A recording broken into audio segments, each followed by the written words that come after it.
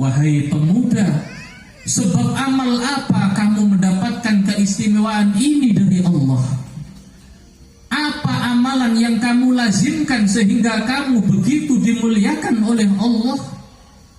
Para manusia penduduk kota Basrah yang melihat kamu ahli maksiat, orang yang banyak dosanya, tetapi oleh Allah kamu dimuliakan, tetapi oleh Allah kamu diampuni semua dosa-dosanya.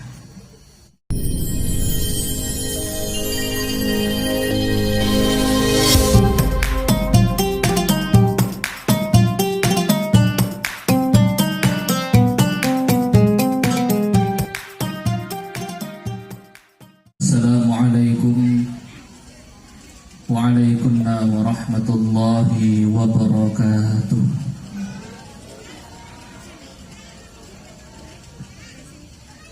Bismillahirrahmanirrahim. Alhamdulillahilladzi atana bil wahidiyati bi fadli rabbina. Alhamdulillah, salatu wassalam alaika wal ali ya khairal anam. Rabbun karim wa anta dhu khulqin azim, fashfa' lana 'indal karim. Ya ayyuhal ghawthu salamullah alaika rabbini biiznillah, wanzur ilayya sayyidi binadhrah musilatin lil hadratil aliyah. Amma ba'du. Ashabul fadilah, para alim, para ulama, para masyayikh, para asatidz, para sesepuh, para hujjaj, para tokoh, para pejabat yang berkenan hadir, yang kami muliakan. Penyiar Shalawat Wahidiyah wilayah Provinsi Riau, baik yang duduk di Majelis Tahkim maupun yang duduk di Dewan Pimpinan, wabil khusus kepada beliau Kiai Haji Alimin yang senantiasa kami hormati. Penyiar Shalawat Wahidiyah cabang Siak, baik yang duduk di Majelis Tahkim maupun yang duduk di Dewan Pimpinan, yang senantiasa kami muliakan. Para pejabat, mobil khusus Bapak Dewan yang berkenan hadir, yang senantiasa kami hormati. Para hadirin wal hadirat, Bapak Ibu yang dirahmati oleh Allah, Muqassimatul Awqat yang kami taati. Untuk uraian tahmid serta tasyakkur bihadratillah subhanahu wa ta'ala, salawat serta salam kepangkuan baginda agung Nabi besar Muhammad sallallahu alaihi wasallam. Salam ikraman wa ta'ziman wa mahabbatan kepadahu fi hadzal zaman wa awanihi wa sairi awliyaillah. Perkenankan kami makmum kepada para pembicara terdahulu dengan diiringi doa wa'ada alaina min barakatihim wa syafa'atihim wa karamatihim wa amattana bi amdadihim, amin ya rabbal alamin.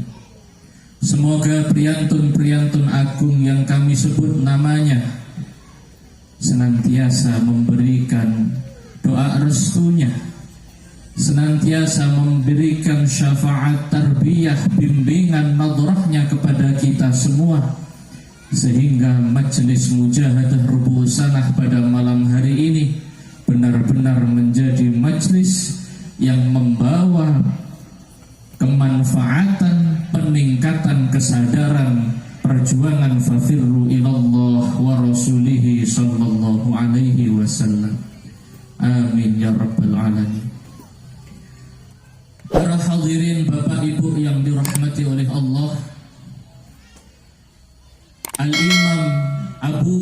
Syatah di dalam kitabnya I'anatul Talibin, sebuah kitab fikih yang dikaji di pesantren-pesantren, syarah atas kitab Fathul Mu'in,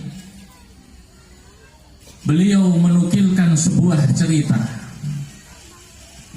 bahwa dahulu kala pada zaman Khalifah Harun ar-Rasyid di kota Basrah, sebuah kota yang berada di negara Irak, terdapat seorang pemuda yang di sepanjang hidupnya dihabiskan untuk kemaksiatan. Tidak ada hari yang terlewat kecuali dia pasti melakukan maksiat, pasti dia melakukan pelanggaran hukum Allah Subhanahu wa ta'ala. Saat siang hari bermaksiat, saat malam hari bermaksiat, sehingga karena dia adalah orang yang sehari-hari melakukan maksiat, para penduduk kota Basrah memandang dirinya dengan pandangan menghinakan, dengan pandangan meremehkan, dengan pandangan yang tidak baik. Tetapi pemuda ini memiliki suatu kebiasaan.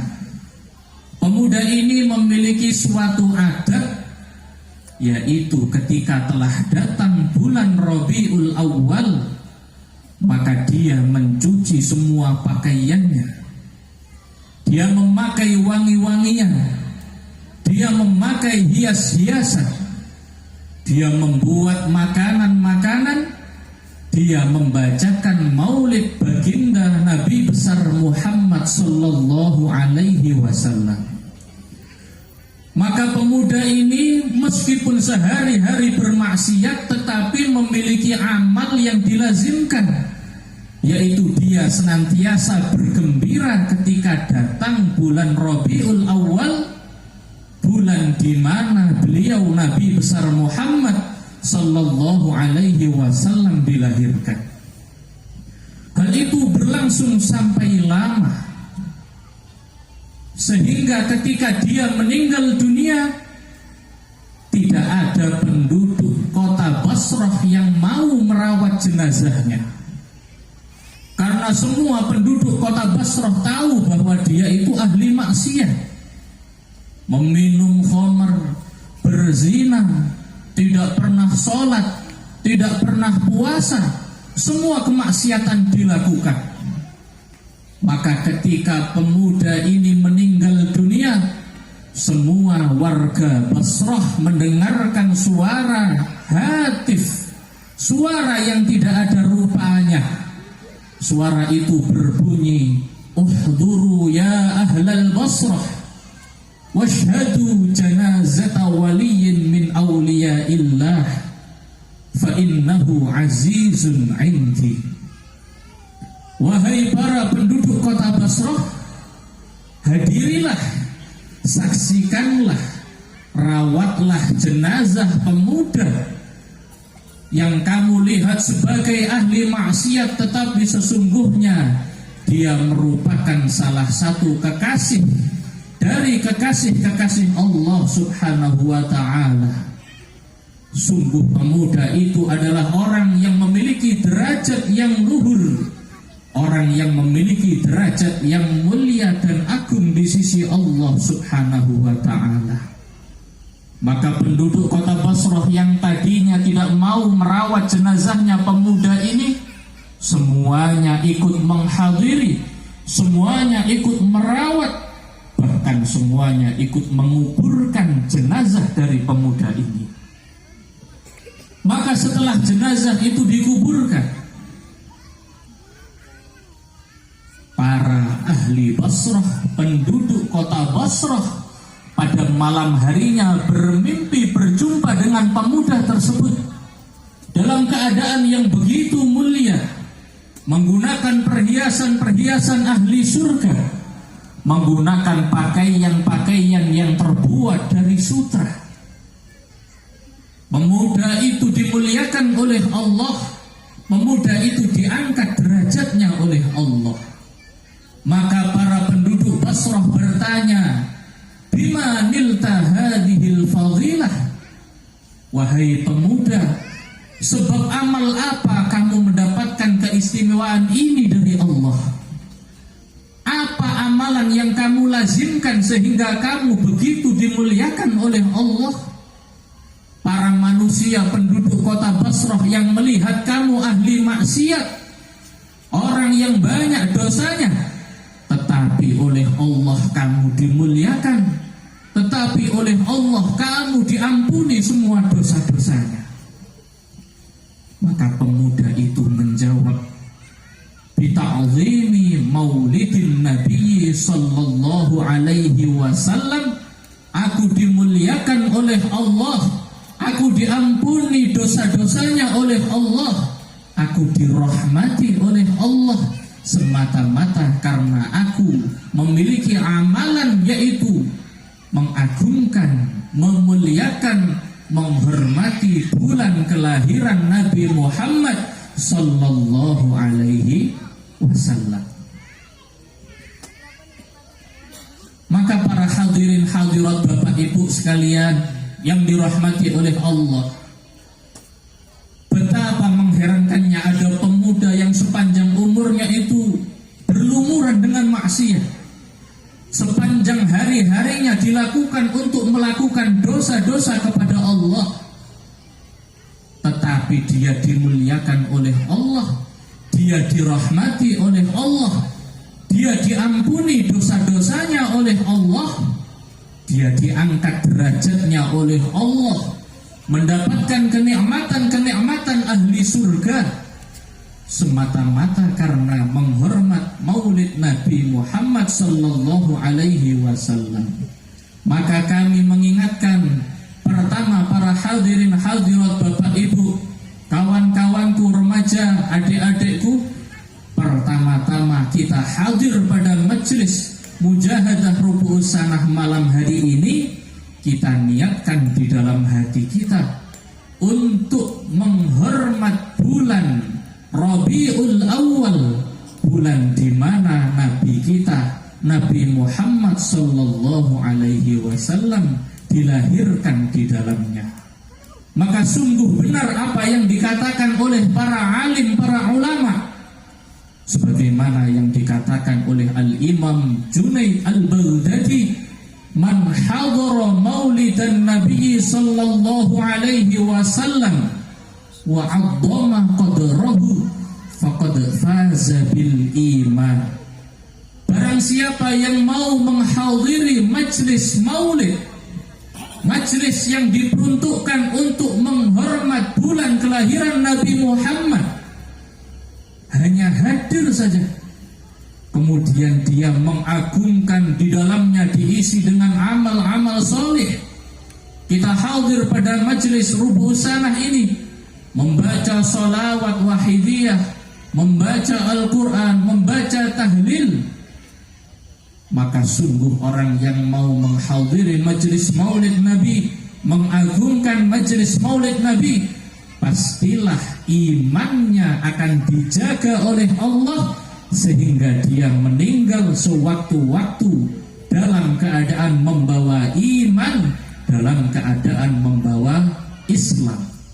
Semoga kita semua yang hadir pada majelis mujahadah Rubu'us Sanah malam hari ini mendapatkan kemuliaan dari Allah, dijaga iman Islamnya sampai ketika nyawa kita dicabut oleh Allah subhanahu wa ta'ala, menghadap kepada Allah subhanahu wa ta'ala. Amin Allahumma amin. Para hadirin Bapak Ibu yang dirahmati oleh Allah, mengapa kita harus berbahagia di bulan di mana di dalamnya Rasulullah sallallahu alaihi wasallam dilahirkan? Mengapa kita harus bersyukur, mengagungkan, menghormati bulan di mana di dalamnya Rasulullah sallallahu alaihi wasallam dilahirkan? Maka ada beberapa alasan yang dijelaskan oleh para ulama.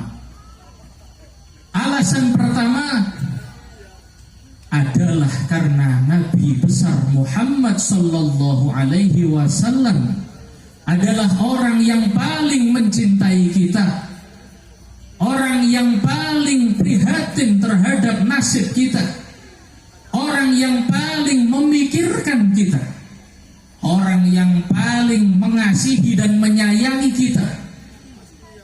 Nabi Muhammad adalah orang yang sering di malam hari menangis untuk kita. Maka di dalam sebuah hadis yang diriwayatkan oleh Al-Imam Ibnu Hibban di dalam sahihnya, juga diriwayatkan oleh Al-Imam Al-Bazzar dari Sayyidatina Aisyah radhiyallahu anha, diceritakan bahwa suatu ketika Ibu Aisyah melihat Rasulullah sallallahu alaihi wasallam dalam keadaan yang berbahagia, tampak wajahnya berseri-seri, tampak wajahnya berbunga-bunga, tampak sekali saat itu Rasulullah sallallahu alaihi wasallam sedang bahagia. Maka karena Ibu Aisyah melihat Rasulullah sedang berbahagia, Ibu Aisyah berkata kepada Rasulullah, "Ya Rasulullah, ud'ullaha li." Wahai Rasulullah, tolong doakan kepada Allah untuk saya. Karena saat itu Rasulullah sedang bahagia, ini kesempatan yang bagus untuk meminta kepada Rasulullah. Maka Sayyidah Aisyah meminta untuk didoakan kepada Allah. Maka Rasulullah berdoa, Allahumma ufir li Aisyata ma taqaddamat min dambiha wa ma ta'akhkhar, ma asarrat wa ma a'lanat. Ya Allah, ampunilah dosa-dosa yang telah dilakukan oleh Aisyah, baik dosa-dosa yang sudah berlalu maupun dosa-dosa yang akan dilakukan, baik dosa-dosa yang dilakukan secara sembunyi-sembunyi ataupun dosa-dosa yang dilakukan secara terang-terangan.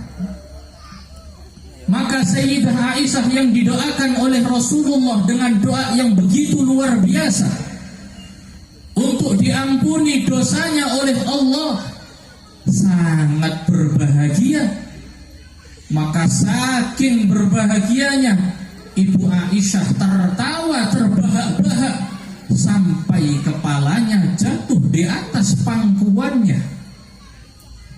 Maka Rasulullah yang melihat Ibu Aisyah tampak bahagia bertanya, "Ayasurruki du'ai?"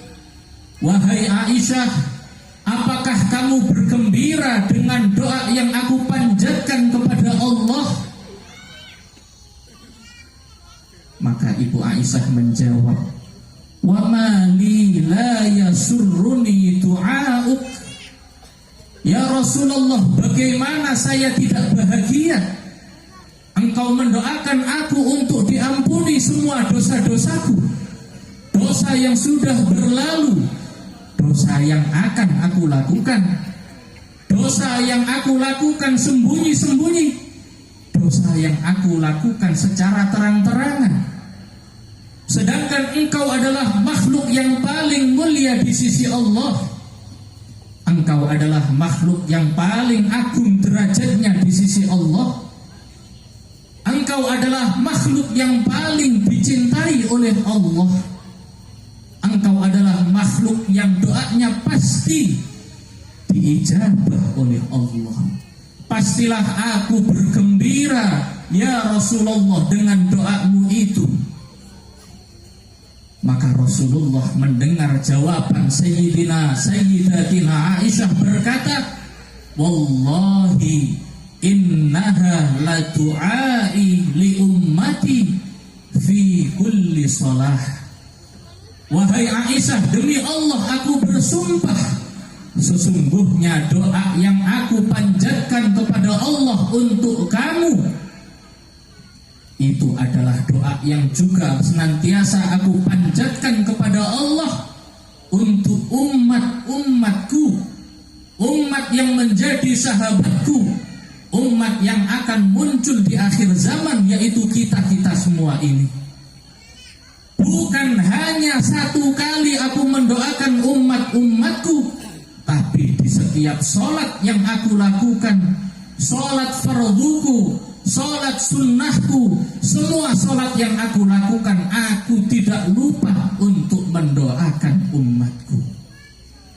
Maka kita wajib berbahagia atas kelahiran Nabi besar Muhammad sallallahu alaihi wasallam, sebab Nabi Muhammad lebih mencintai kita dibanding cintanya seorang ibu kepada anaknya. Nabi Muhammad lebih mencintai kita dibandingkan cintanya anak kepada ayah dan ibunya. Nabi Muhammad lebih mencintai kita dibandingkan cinta suami kepada istrinya. Nabi Muhammad lebih mencintai kita dibandingkan cintanya istri kepada suaminya. Bahkan di dalam riwayat yang lain diceritakan bahwa pernah Rasulullah sallallahu alaihi wasallam melakukan qiyamul lail, mendirikan malam dengan sholat-sholat sunnah, satu malam penuh dengan hanya membaca satu ayat yang diulang-ulang sampai pagi. Ayat itu berbunyi, in tu'adzibhum fa innahum ibaduk wa in taghfir lahum fa innaka antal azizul hakim. Ya Allah, jika kamu ingin mengazab umatku, maka sesungguhnya umatku adalah hamba-hambamu. Maka engkau pasti cinta dengan hamba-hambamu. Tidak mungkin engkau akan menyiksa hamba-hambamu. Tetapi jika engkau akan memaafkan hamba-hambamu itu, ya Allah, engkau hendak memaafkan, mengampuni umatku, ya Allah, sungguh engkau adalah zat yang maha bijaksana, engkau adalah zat yang maha perkasa. Rasulullah mengulang-ulang ayat itu sepanjang malam sampai datangnya waktu subuh, memohonkan ampunan kepada Allah untuk kita. Mungkin saja kita ini mendoakan orang tua saja bisa dihitung berapa kali sehari semalam. Kita mendoakan anak kita bisa dihitung berapa kali sehari semalam. Tetapi Rasulullah mendoakan kita tidak kenal waktu di setiap sholatnya, bukan hanya sholat fardu, sholat-sholat sunnahnya. Bahkan semalam suntuk Rasulullah mendirikan sholat sunnah dengan mendoakan ampunan untuk kita. Maka sangat mengherankan jika kita tidak bahagia atas kelahiran baginda Nabi besar Muhammad sallallahu alaihi wasallam. Hadirin hadirat Bapak Ibu yang dirahmati oleh Allah, alasan kedua kenapa kita harus bahagia di bulan di mana beliau Rasulullah sallallahu alaihi wasallam dilahirkan adalah karena sebab Nabi Muhammad Allah menciptakan kita. Karena sebab Nabi Muhammad Allah menciptakan langit. Karena sebab Nabi Muhammad Allah menciptakan bumi. Karena sebab Nabi Muhammad Allah menciptakan surga. Karena sebab Nabi Muhammad Allah menciptakan neraka. Karena sebab Nabi Muhammad Allah menciptakan semua alam semesta. Maka diceritakan di dalam kitab yang bernama Al-Mawahib Al-Ladunniyah, kitab yang dikarang oleh Al-Imam Al-Qastallani. Dahulu kala ketika Nabi Adam setelah diciptakan oleh Allah, Nabi Adam mendapatkan nama kunyah, nama gelar Abu Muhammad, yang artinya ayah dari Muhammad.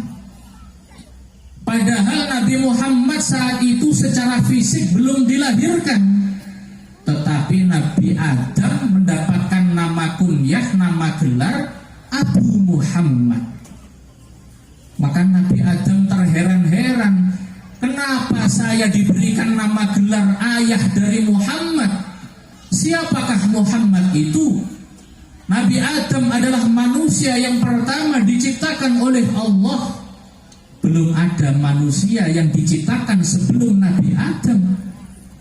Tetapi Nabi Adam sudah mendapatkan gelar Abu Muhammad, ayah dari Muhammad. Maka Nabi Adam bertanya kepada Allah, "Ya Rabbi, lima kannaitani Aba Muhammad?" Ya Allah, ya Tuhanku, kenapa engkau menamaiku dengan nama Abu Muhammad, ayah dari Muhammad?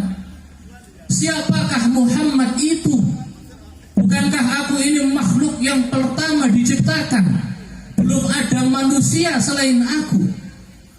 Maka Allah berkata kepada Nabi Adam, "Ya Adam, irfa' ra'sak." Wahai Adam, angkatlah kepalamu. Maka Nabi Adam mengangkat kepalanya, mendongakkan pandangannya ke atas, memandang ke arsy Allah. Maka Nabi Adam melihat cahaya yang menyilaukan mata orang yang memandangnya. Cahaya yang begitu terang benderang, cahaya yang begitu bersinar. Maka Nabi Adam bertanya kepada Allah, "Ya Rabbi, ma hadzan nur?" Ya Allah, cahaya apa ini? Mengapa begitu indah? Mengapa begitu bersinar? Mengapa begitu terang benderang menyilaukan mata orang yang memandangnya? Maka Allah berfirman kepada Nabi Adam, "Hadza nuru nabiyyin min dzurriyyatik, ismuhu fis samai Ahmad wa fil ardi Muhammad, laulahu ma khalaqtuka wala khalaqtu samaan wala arda."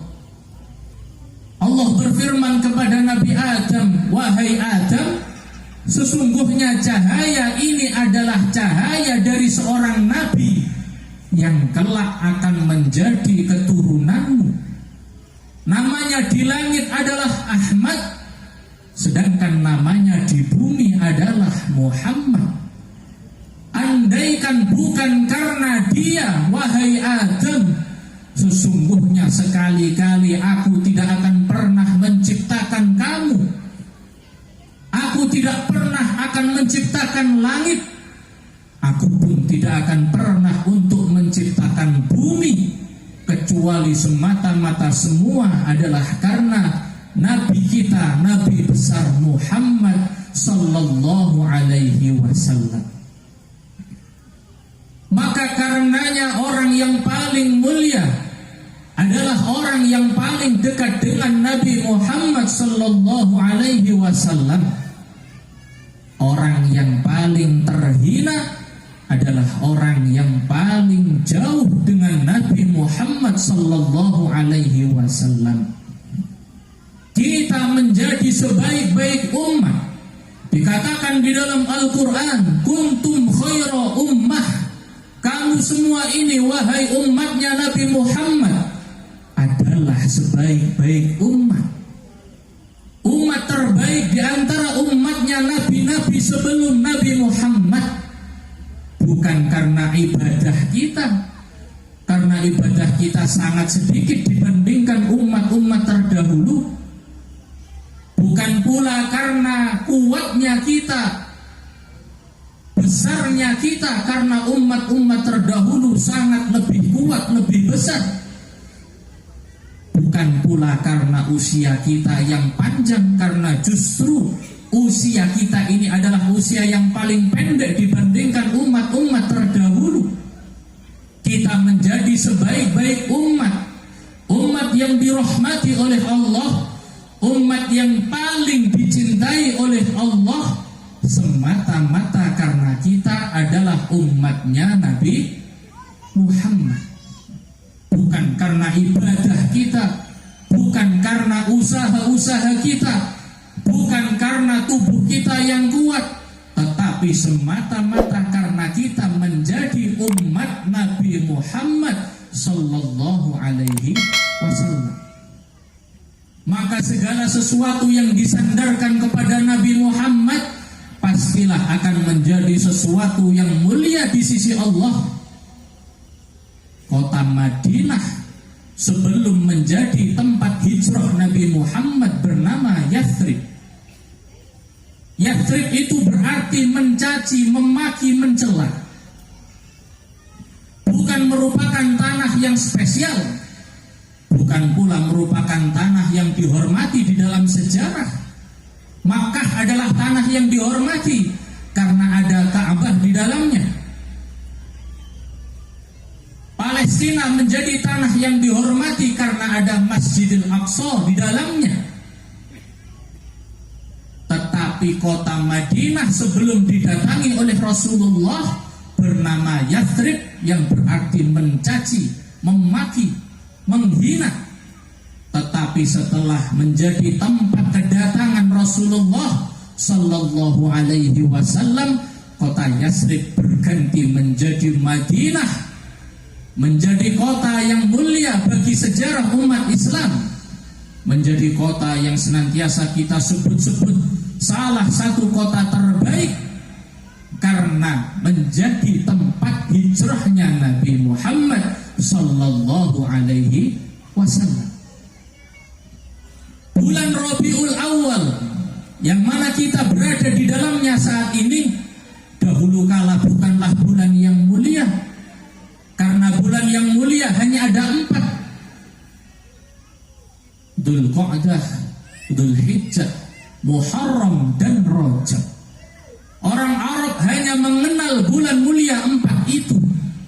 Tetapi sekarang bulan Rabiul Awal menjadi bulan yang kita bahagia di dalamnya, menjadi bulan yang kita tunggu-tunggu, menjadi bulan yang kita gunakan untuk bergembira ria, kita muliakan, kita agungkan, kita hormati, karena di dalam bulan Rabiul Awal dilahirkan beliau baginda Nabi besar Muhammad sallallahu alaihi wasallam. Maka segala sesuatu yang mendekat kepada Rasulullah pastilah akan menjadi sesuatu yang mulia di sisi Allah Subhanahu wa ta'ala. Nabi Muhammad tidak menjadi mulia sebab tempat, tapi tempat menjadi mulia sebab Nabi Muhammad. Nabi Muhammad tidak menjadikan bulan, tidak menjadi mulia sebab bulan, tetapi bulan menjadi mulia sebab Nabi Muhammad. Kita umat Nabi Muhammad sebaik-baik umat karena semata-mata menjadi umat Nabi Muhammad sallallahu alaihi wasallam. Maka kita patut bersyukur, patut bahagia ketika datang bulan Rabiul Awal, yaitu bulan di dalamnya dilahirkan Nabi besar Muhammad sallallahu alaihi wasallam. Para hadirin Bapak Ibu yang dirahmati oleh Allah, itu adalah alasan kedua. Alasan ketiga, Allah Subhanahu wa ta'ala berfirman di dalam Al-Quran, Qul bifadlillahi wa birahmatihi fabidzalika falyafrahu huwa khairum mimma yajma'un. Allah berfirman, Qul, katakanlah wahai Muhammad, dengan karunia dari Allah, dengan rahmat dari Allah Subhanahu wa ta'ala, hendaknya mereka semua umatmu berbahagia, karena sesungguhnya karunia dari Allah, karena sesungguhnya rahmat dari Allah itu jauh lebih baik dibandingkan seluruh dunia yang mereka kumpulkan.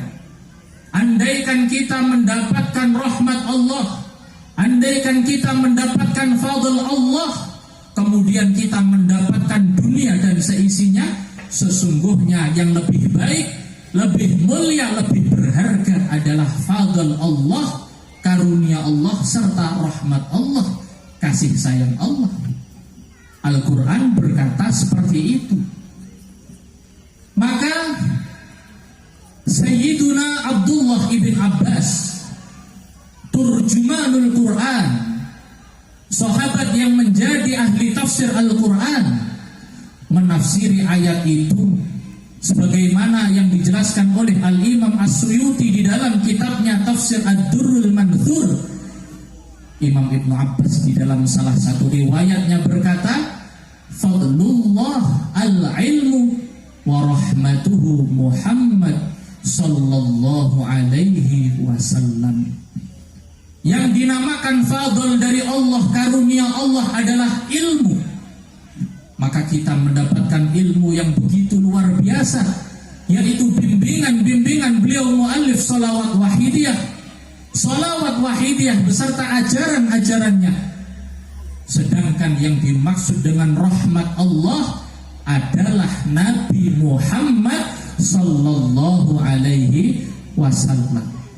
Sebab di dalam ayat yang lain Allah berfirman, "Wa ma arsalnaka illa rahmatan lil alamin." Sesungguhnya aku tidak mengutusmu wahai Muhammad kecuali engkau menjadi rahmat, kasih sayang untuk seluruh alam.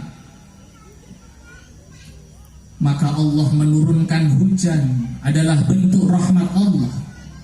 Allah menumbuhkan tanaman-tanaman adalah bentuk rahmat Allah.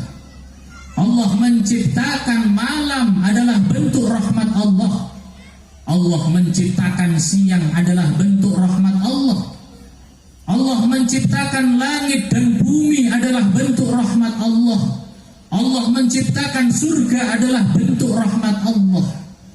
Tetapi rahmat-rahmat itu tidak melebihi rahmat yang berupa Nabi Muhammad sallallahu alaihi wasallam.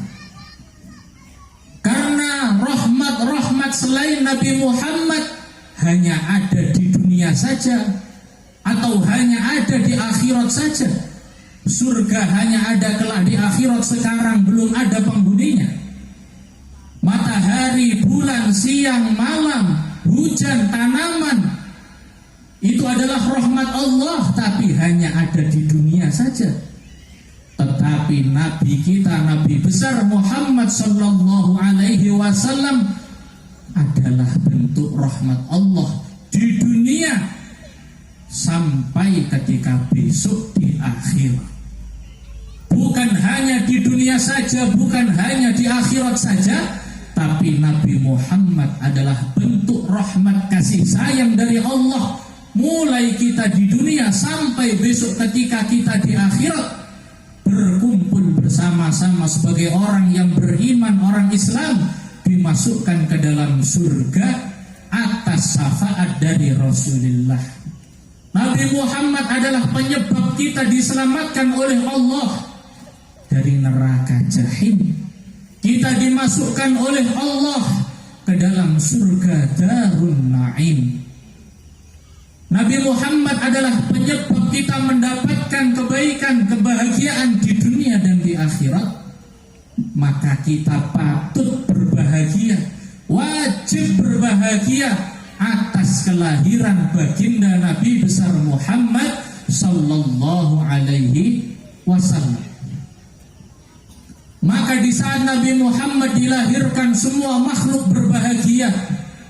Batu-batuan berbahagia mengucapkan tasbih. Pohon-pohonan berbahagia mengucapkan tasbih. Ikan-ikan yang ada di lautan berbahagia mengucapkan tasbih.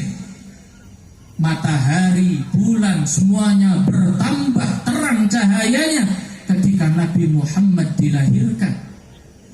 Sampai paman beliau yang bernama Abu Lahab, orang yang diancam oleh Allah di dalam neraka melalui firman-Nya tabbat yada Abi Lahab, pun berbahagia ketika Nabi Muhammad dilahirkan.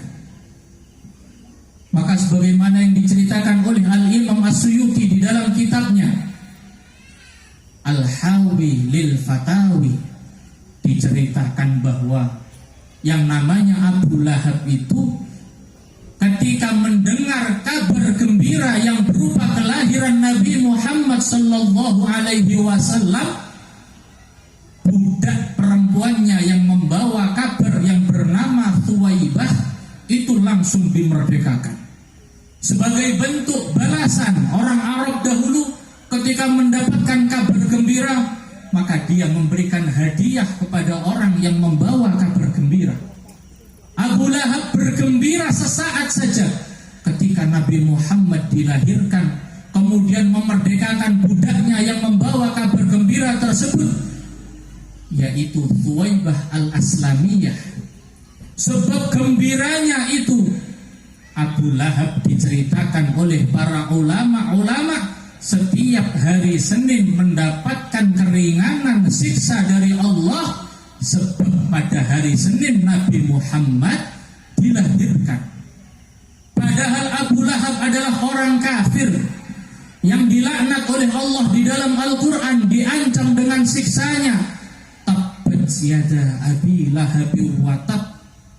Sungguh cilaka Abu Lahab itu, sungguh cilaka. Tetapi Abu Lahab menerima keringanan siksa dari Allah setiap hari Senin, sebab dia pernah bergembira, yaitu ketika Nabi Muhammad sallallahu alaihi wasallam dilahirkan. Maka bagaimana dengan kita, seseorang yang beriman, sepanjang hidupnya bahagia dengan kelahiran Rasulullah, mulai dilahirkan dalam keadaan membawa iman, sampai ketika besok meninggal pun kita berharap akan dengan keimanan, keislaman, pasti Allah akan memberikan hadiah kepada kita yang begitu luar biasa, yaitu kita akan dimasukkan ke dalam surga Allah Subhanahu wa ta'ala. Semoga hadirnya kita pada majelis malam hari ini, kita ikut-ikut menghormat bulan di mana Rasulullah sallallahu alaihi wasallam dilahirkan, menjadi sebab tetapnya iman kita, tetapnya Islam kita, menjadi sebab kita dimasukkan ke dalam surganya Allah, menjadi sebab kita dijauhkan dari neraka Allah Subhanahu wa ta'ala. Amin Allahumma amin.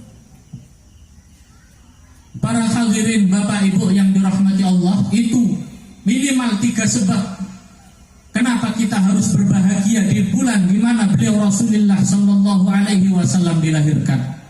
Sebenarnya masih banyak lagi sebab-sebab yang lain, tapi cukup 3 sebab itu yang membuat kita wajib untuk bergembira ketika telah datang bulan Rabiul Awal, bulan di mana Rasulullah sallallahu alaihi wasallam dilahirkan. Maka kami mengajak kepada para hadirin hadirat Bapak Ibu, mari majelis kita pada malam hari ini menjadi majelis yang menjadi sebabnya kita bertambah cinta kepada Rasulullah sallallahu alaihi wasallam. Menjadi majelis yang dengan majelis itu kita semakin merindukan Rasulullah sallallahu alaihi wasallam. Kita mungkin saja mengaku bahwa kita cinta dengan Rasulullah, tetapi pengakuan itu mudah. Siapa yang tidak bisa mengaku-mengaku saja? Yang paling penting adalah buktinya. Kalau kita mengaku cinta kepada Rasulullah, apa buktinya? Apa buktinya kita ini cinta kepada Rasulullah? Kalau kita hanya berbicara di mulut saja, ya Allah, saya cinta kepada Rasulullah, yang paling penting itu bukti apa yang bisa kita berikan. Bukan hanya pengakuan di lisan saja. Maka setidaknya ada 2 bukti yang harus kita lakukan jika kita memang benar-benar cinta kepada Nabi Muhammad sallallahu alaihi wasallam. Bukti pertama adalah kita pasti akan menaati beliau. Larangannya kita jauhi, anjurannya, perintahnya kita lakukan. Termasuk perintahnya adalah kita menghadiri majelis zikir. Saat ini kita menghadiri majelis zikir. Termasuk perintahnya adalah kita untuk bertolabul ilmi. Sekarang pada malam hari ini kita menghadiri majelis tolabul ilmi. Termasuk perintahnya adalah kita bersilaturahim. Maka pada malam hari ini kita semua berkumpul untuk bersilaturahim. Maka di antara para sahabat yang terkenal sangat mencintai Rasulullah, ada seorang sahabat yang bernama Sayyidina Thauban. Diceritakan oleh Al-Imam Al-Qurtubi di dalam tafsirnya. Sayyidina Thauban ini terkenal sebagai salah seorang sahabat yang paling mencintai Rasulullah.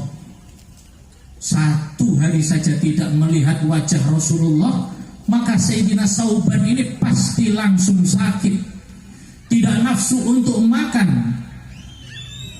Kulitnya sampai pucat, tubuhnya kurus kering, sehingga hanya tinggal tulang dan kulitnya saja. Maka suatu ketika Sayyidina Thauban dalam keadaan yang seperti itu, wajahnya pucat, tubuhnya kurus kering, tinggal tampak hanya ada kulit dan tulangnya saja tanpa daging. Berjumpa dengan Rasulullah, maka ditanya oleh Rasulullah, "Ya Thauban, ma ghayyara launak?" Wahai Thauban, kenapa kamu kok tampak sakit? Wajahmu tampak pucat, dagingmu habis, hanya tinggal kulit dan tulang saja. Maka Sayyidina Thauban menjawab, "Ya Rasulullah, ma bi durrun wala waja'un." Ya Rasulullah, saya ini tidak ada bahaya yang mengancam saya, tidak pula ada penyakit yang menyerang saya. Tetapi ya Rasulullah, saya ini sangat cinta dengan engkau. Saya sangat rindu dengan engkau. Satu hari saja saya tidak melihat engkau, maka pasti saya tidak nafsu makan. Satu hari saja saya tidak berjumpa engkau, maka saya galau, saya gundah, saya sedih. Tetapi ya Rasulullah, ada satu hal yang lebih memprihatinkan bagi saya. Apa itu ya Thauban? Sayyidina Thauban berkata, "Ya Rasulullah, ketika kami masih di dunia ingin berjumpa engkau, maka kami tinggal datang ke masjid, kami akan melihat engkau di sana. Ketika tidak ada di masjid, maka kami datangi engkau di rumah engkau, maka engkau pasti ada di sana. Tetapi besok ketika di akhirat ya Rasulullah, engkau pasti oleh Allah akan dimasukkan di dalam surga yang paling tinggi, bersama dengan nabi-nabi yang lain, bersama dengan rasul-rasul yang lain. Sedangkan saya ini hamba yang banyak dosanya ya Rasulullah. Andaikan saya dimasukkan surga, pastilah itu surga yang tingkatannya paling rendah. Itu pun jika saya dimasukkan ke dalam surga. Tapi jika saya dimasukkan ke dalam neraka ya Rasulullah, maka saya pasti tidak akan melihat lagi wajah engkau." Maka Rasulullah tidak bisa menjawab masalah yang diderita oleh Sayyidina Thauban, karena Rasulullah berkata hanya melalui bimbingan wahyu saja. Ketika belum turun wahyu, maka Rasulullah tidak bisa menjawab. Sampai pada akhirnya Allah menurunkan wahyu, sebuah ayat yang berbunyi, "Wa may yuti'illaha war rasul fa ulaika ma'al ladzina an'ama Allahu 'alaihim minan nabiyyin was-siddiqin wasyuhada'i was-salihin wa hasuna ulaika rafiqa." Barang siapa yang mentaati Allah, barang siapa yang mentaati Rasulullah, maka besok di dalam surga akan dikumpulkan bersama dengan orang-orang yang mendapatkan kenikmatan dari Allah, yaitu para nabi, para siddiqin, para syuhada, para salihin, sungguh mereka adalah sebaik-baik teman. Maka karena Sayyidina Sauban ini, para hadirin, kita meskipun besok di surga itu derajatnya paling rendah, tetap kita itu bisa berjumpa dengan Rasulullah. Maka ini barokah dari Sayyidina Sauban. Kuncinya adalah taat kepada Allah, taat kepada Rasulullah. Maka majelis malam hari ini kita niatkan semata-mata untuk taat kepada Allah, taat kepada Rasulullah sallallahu alaihi wasallam, sehingga besok menjadi sebab kita dikumpulkan bersama Rasulullah sallallahu alaihi wasallam di surga Allah, dijauhkan dari siksa Allah bersama dengan orang-orang yang mendapatkan kenikmatan dari Allah Subhanahu wa taala. Amin, Allahumma amin. Para hadirin, Bapak Ibu yang dirahmati oleh Allah, alasan kedua, hal yang harus kita lakukan untuk membuktikan bahwa kita cinta kepada Rasulullah, tentu dengan cara memperbanyak membaca sholawat dan salam kepada Rasulullah sallallahu alaihi wasallam. Karena dikatakan oleh Ibnu Hajar al-Asqalani itu, kathratul dzikri tadullu ala kathratil mahabbah. Semakin sering kamu menyebut seseorang berarti semakin kamu cinta kepada dia. Semakin banyak kamu bersolawat kepada Rasulullah berarti menunjukkan kamu lebih cinta kepada Rasulullah. Maka solawat ini bukanlah amalan yang biasa. Solawat ini adalah amalan yang luar biasa, sehingga diceritakan di dalam kitab I'anatul Talibin, setelah Al-Imam Asy-Syafi'i meninggal dunia, ada salah satu muridnya yang bernama Imam Muhammad bin Abdul Hakam. Imam Muhammad bin Abdul Hakam ini salah satu murid terbaik Imam Syafi'i. Imam Syafi'i orang yang alim itu, orang yang ahli ibadah itu, orang yang kitabnya banyak itu, orang yang muridnya banyak. Sampai sekarang madhabnya paling banyak dipegang di Indonesia Imam Syafi'i itu. Setelah meninggal, muridnya yang bernama Imam Muhammad bin Abdul Hakam ini bermimpi berjumpa dengan Imam Syafi'i. Di dalam mimpinya itu Imam Muhammad bertanya, "Wahai guruku, apa yang diperbuat oleh Allah kepadamu? Apakah Allah mengampuni dosamu? Apakah Allah merahmati kamu? Atau apa yang diperbuat Allah kepada kamu?" Maka Imam Syafi'i menjawab, "Rahimani wa ghafarali wa zufiftu ilal jannah kama tuzafful arus." Katanya Imam Syafi'i, Allah merahmati aku, Allah mengampuni dosa-dosaku, bahkan aku digiring, diarak menuju surga sebagaimana pengantin baru yang diarak. Imam Muhammad bertanya lagi, "Wahai guruku, sebab amal apa engkau mendapatkan suatu keistimewaan dari Allah sehingga engkau dirahmati Allah, diampuni oleh Allah? Apakah sebab kitab engkau yang banyak? Apakah sebab ilmu engkau yang luas seperti samudra? Apakah sebab ibadah-ibadah engkau yang luar biasa?" Maka Imam Syafi'i menjawab, "Bima fi kitabir risalah minas salati ala nabi sallallahu alaihi wasallam." Allah merahmati aku, Allah mengampuni dosaku, Allah memuliakan aku bukan sebab ilmuku yang banyak, bukan sebab ibadahku yang banyak, bukan sebab kitab karanganku yang banyak, tetapi sebab aku pernah menulis sholawat kepada Rasulullah di dalam kitabku yang bernama Ar-Risalah. Imam Syafi'i punya kitab yang namanya Ar-Risalah. Di dalam kitab Ar-Risalah Imam Syafi'i menulis sebuah sholawat. Sebab sholawat yang ditulis itulah Imam Syafi'i diampuni semua dosa-dosanya oleh Allah. Imam Syafi'i dirahmati oleh Allah. Imam Syafi'i dimuliakan oleh Allah, digiring menuju surga, diarak ramai-ramai. Maka Imam Muhammad bertanya lagi kepada Imam Syafi'i, wahai guru, bagaimana sholawat yang engkau tulis di dalam kitab Ar-Risalah itu? Maka Imam Syafi'i menjawab, Allahumma salli ala Sayyidina Muhammadin adada ma dzakarakad dzakirun wa ghafala an dzikrihil ghafilun.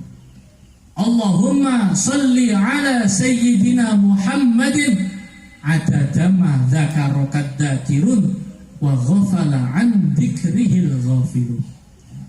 Maka Imam Muhammad bin Abdul Hakam setelah terbangun dari tidurnya di waktu pagi, langsung membuka kitab Imam Syafi'i yang bernama Ar-Risalah itu.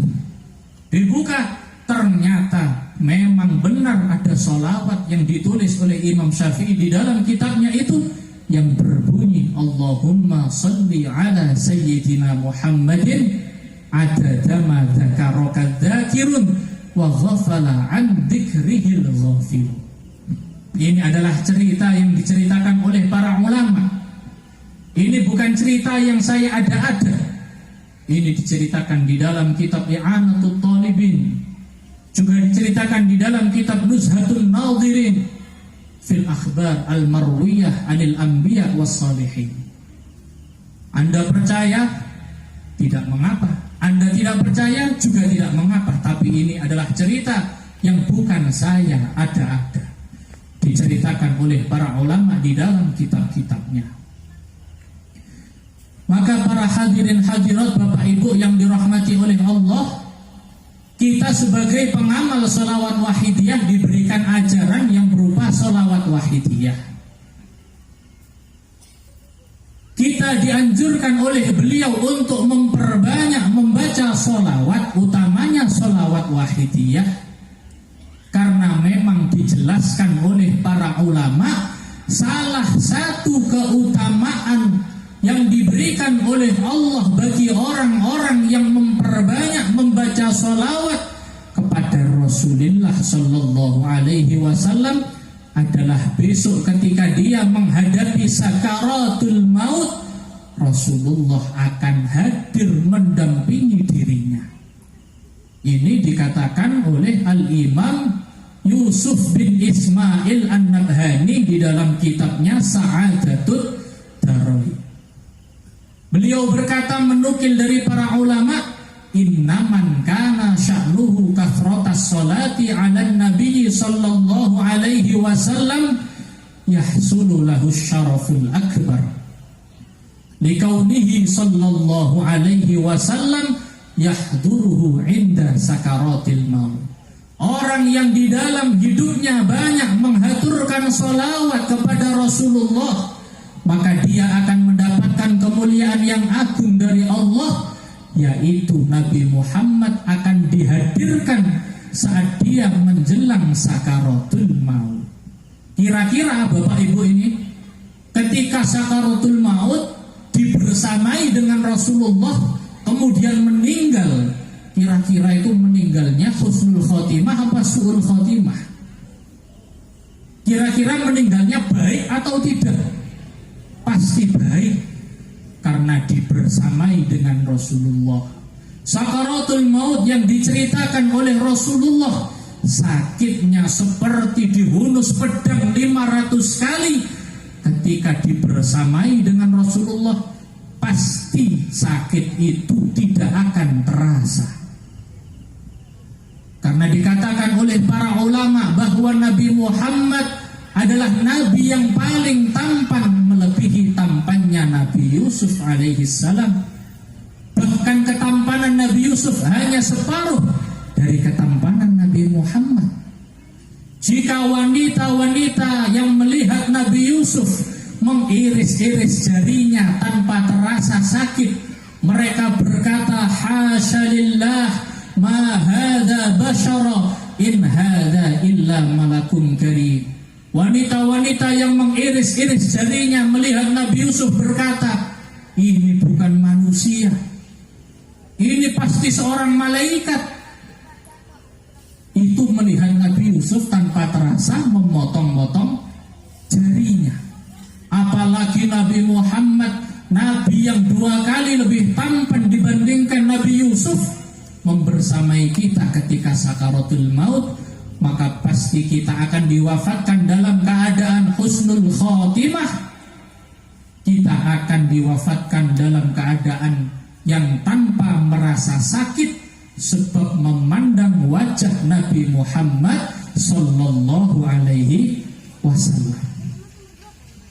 Maka kita dianjurkan sebagai pengamal sholawat wahidiyah ini untuk senantiasa memperbanyak membaca sholawat kepada Rasulullah. Berapa sholawat yang harus kita baca sehingga kita dikategorikan sebagai orang yang banyak membaca sholawat kepada Rasulullah?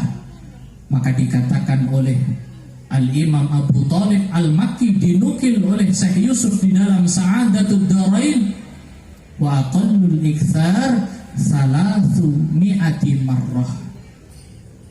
Sholawat yang harus dibaca sehari semalam agar kita dikategorikan sebagai hamba-hamba yang banyak membaca sholawat kepada Rasulullah, minimal sehari semalam adalah 300 kali.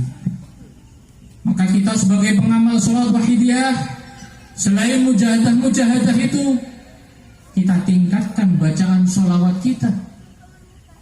Kita diajarkan untuk membaca ya Sayyidi ya Rasulullah dimanapun kapanpun kita berada.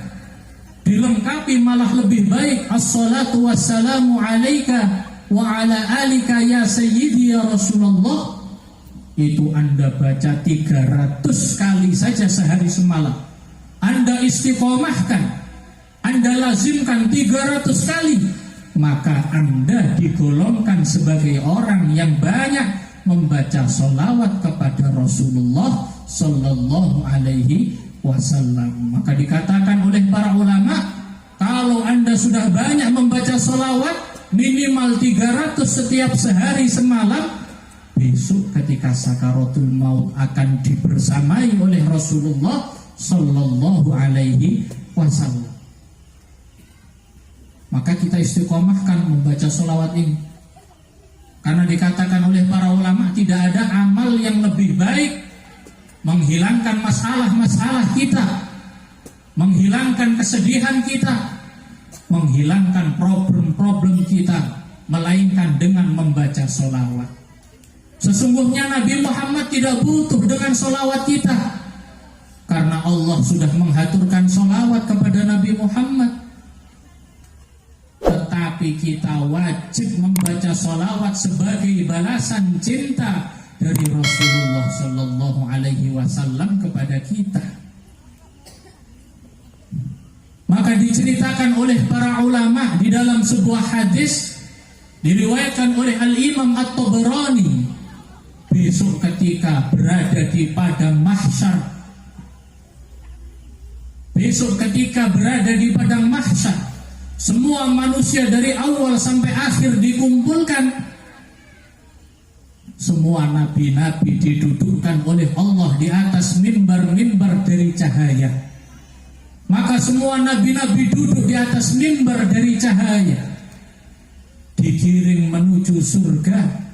Satu-satunya nabi yang tidak duduk adalah nabi kita, Nabi Muhammad sallallahu alaihi wasallam. Nabi Muhammad berkata, kenapa kok tidak duduk? Nabi Muhammad berkata, makhafata ayyub'atsa bi ilal jannah wa tabqa ummati ba'di. Saya takut kalau saya nanti digiring menuju surga oleh para malaikat di atas mimbar saya, tetapi masih ada umat saya yang belum dimasukkan ke dalam surga. Tetapi masih ada umat saya yang masih susah di padang mahsyar. Maka Rasulullah satu-satunya nabi yang berdiri di hadapan Allah. Rasulullah berkata, ummati, ummati, Ya Allah, tolonglah umatku. Ya Allah, tolonglah umatku. Maka Allah bertanya kepada Nabi Muhammad, Ya Muhammad, ma turidu an asna'a bi ummatik. Wahai Muhammad, apa yang kamu ingin aku untuk lakukan kepada umatmu itu yang kamu sebut-sebut namanya? Harus apa yang aku lakukan? Maka Nabi Muhammad matur kepada Allah, Ya Rabbi ajil hisabahum. Ya Allah, percepatlah hisab dari umat-umatku. Maka umat Nabi Muhammad menjadi umat yang pertama dihisab oleh Allah, meskipun umat Nabi Muhammad adalah umat yang paling terakhir. Padahal besok ketika di padang mahsyar, dikatakan oleh para ulama, saking gentingnya huru hara di padang mahsyar, sehingga seluruh manusia segera ingin dikeluarkan dari padang mahsyar, meskipun harus masuk ke dalam neraka. Pokok yang penting segera dikeluarkan dari padang mahsyar. Itu saking gentingnya padang mahsyar. Saat di padang mahsyar, diceritakan oleh Imam Ka'ab Al-Ahbar, Inna jahannama la tasbiru yawmal qiyamah zafratan la yabqa malakun muqarrabun wala nabiyyun mursalun illa kharra jathiyan ala rukbatayhi. Kalau besok di padang mahsyar neraka jahanam sudah mengeluarkan suaranya, maka malaikat-malaikat yang paling dekat dengan Allah, nabi-nabi yang diutus oleh Allah, semuanya akan terjungkal di atas kedua lututnya. Mereka berkata, Rabbi nafsi nafsi, ya Tuhanku, tolonglah diriku, tolonglah diriku. La as'alukal yawma ghaira nafsi. Aku tidak memohon kepada engkau kecuali untuk menolong diriku saja.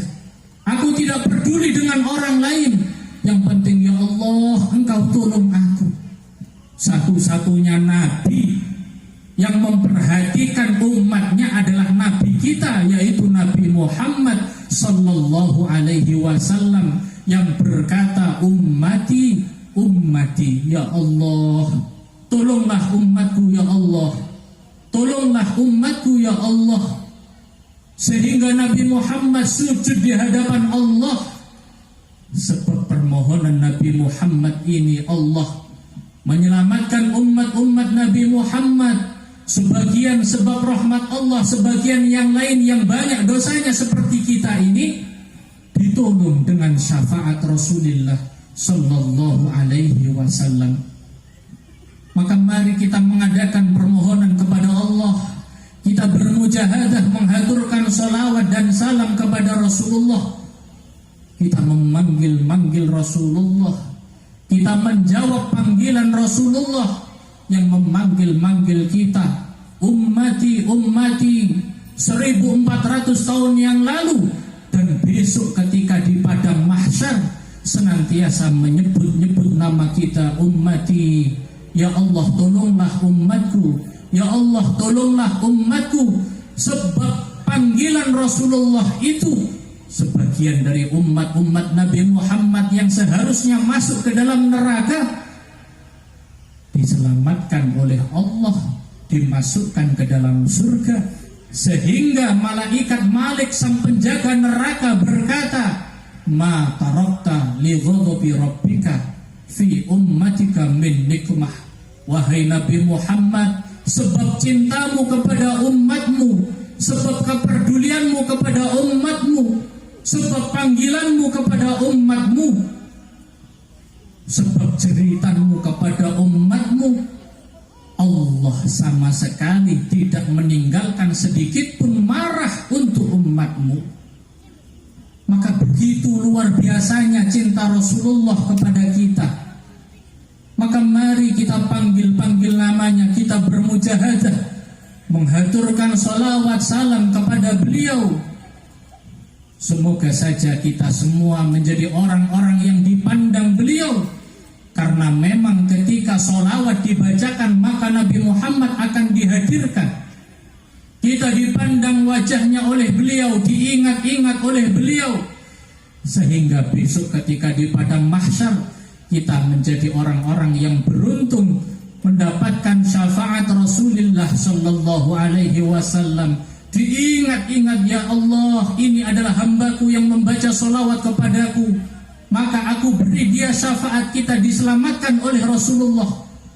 Maka mari kita tata adab lahir kita tata adab batin kita terapkan ajaran-ajaran yang sudah kita terima, lillah billah, lirrasul birrasul, lilghaus bilghaus.